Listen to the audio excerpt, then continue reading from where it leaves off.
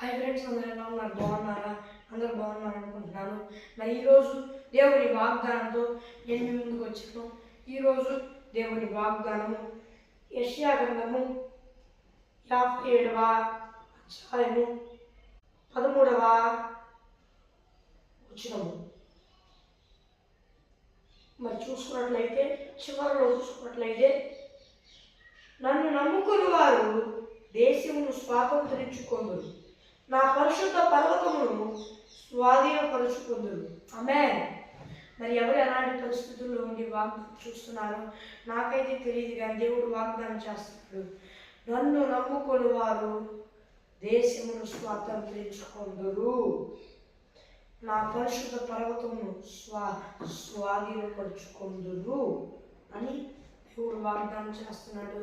ఎవరు ఎలాంటి పరిస్థితుల్లో ఉన్నారో నాకైతే తెలియదు, కానీ దేవుడు చెప్తున్నాడు ఆయన నమ్మిన వారికి ఇలాంటి గొప్ప ఆశీర్వాదం కలిగిందంట. మరి మీరు ఆయన నమ్ముతున్నారు లేదో నాకైతే తెలియదు, అవిశ్వాసంతో దేవుడు నేను ఉన్నాను నాకైతే తెలియదు.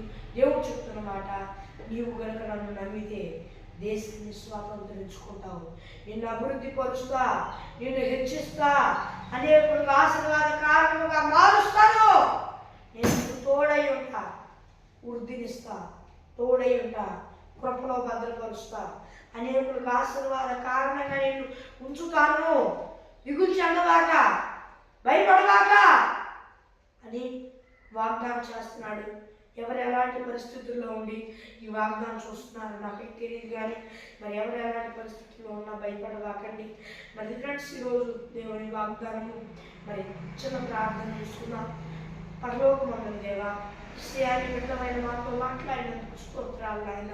యేసయ్యా ఈ బిడ్డలందరూ, ఈ భూలోకంలో వారందరూ నేను నమ్ముకొని ముఖంలో శుభ్రచరణ పొందుకొని బాప్తీసం తీసుకొని రక్షణ పొందుకొని ఆత్మ అభిషేకం సాక్షేయ ఒకవేళ పొందుకొని కూడా దాటితే అలా మనం శుభ్రచరణ పొందుకొని రక్షణ పొందుకొని ఈ ఆత్మను పొందుకొని ఈ ఆత్మ అభిషేకం పొందుకునేందుకు సహాయం చేయ.